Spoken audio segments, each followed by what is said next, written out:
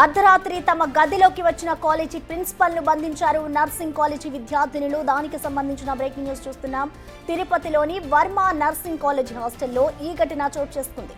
అర్ధరాత్రి తమ గదిలో ప్రవేశించిన ప్రిన్సిపల్ వర్మ తమ పట్ల అసభ్యంగా ప్రవర్తించారంటూ విద్యార్థినులు పోలీసులకు ఫిర్యాదు చేశారు. దీంతో ప్రిన్సిపల్ వర్మను అల్పిరి పోలీసులకు అదుపులోకి తీసుకున్నారు. ప్రిన్సిపల్ వర్మను కఠినంగా శిక్షించాలని విద్యార్థినులు డిమాండ్ చేస్తున్నారు.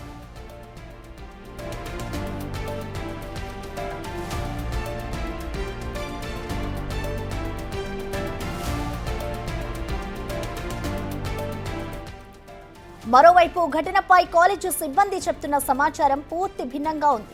అర్ధరాత్రి సమయంలో విద్యార్థినులు బయటకు వెళ్తున్నారని, వారిని అడ్డుకునేందుకే వర్మపై ఫిర్యాదు చేస్తారని కాలేజీ హాస్టల్ సిబ్బంది తెలుపుతున్నారు. కాగా విచారణ జరిపి చర్యలు తీసుకుంటామని అలిపిరి పోలీసులు అంటున్నారు.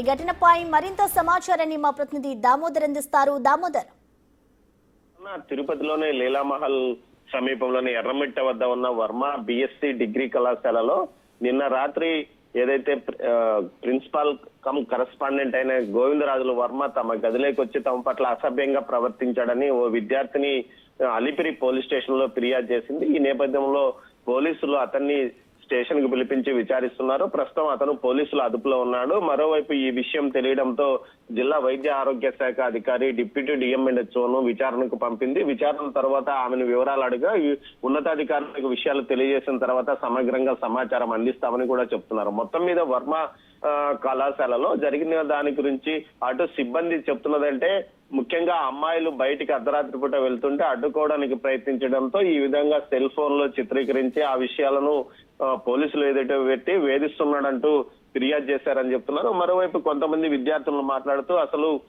ఆయా మాత్రమే ఉంటుంది, వంట మనిషి ఉండరు, కేర్ టేకర్లు ఎవరు ఉండరు, ముఖ్యంగా స్టాఫ్ కూడా టీచింగ్ స్టాఫ్ కూడా లేకుండానే కళాశాలను రన్ చేస్తున్నాడు. దీనికి సంబంధించి ఉన్నత విద్య ఏదైతే మెడికల్ హైయర్ ఎడ్యుకేషన్ దీనికి సంబంధించి చర్యలు తీసుకోవాలని కూడా వారు డిమాండ్ చేస్తున్నారు. గత కొంతకాలంగా ఇక్కడ వర్మ బిఎస్సి నర్సింగ్ కళాశాల నడుస్తుంది. ఈ నేపథ్యంలో దీనికి సంబంధించి ఉన్నతాధికారులు ఎలాంటి చర్యలు తీసుకుంటారో అన్నది వేచి చూడాలి. మొత్తం మీద పోలీసులు దీని మీద మాట్లాడుతూ దీనికి సంబంధించి పూర్తిగా సమగ్రంగా విచారణ చేస్తున్నాము. విద్యార్థులందరితోనూ సమాచారం తీసుకున్న తర్వాత కరెస్పాండెంట్ పై కేసు నమోదు చేస్తామని చెప్తున్నారు. ప్రసన్న.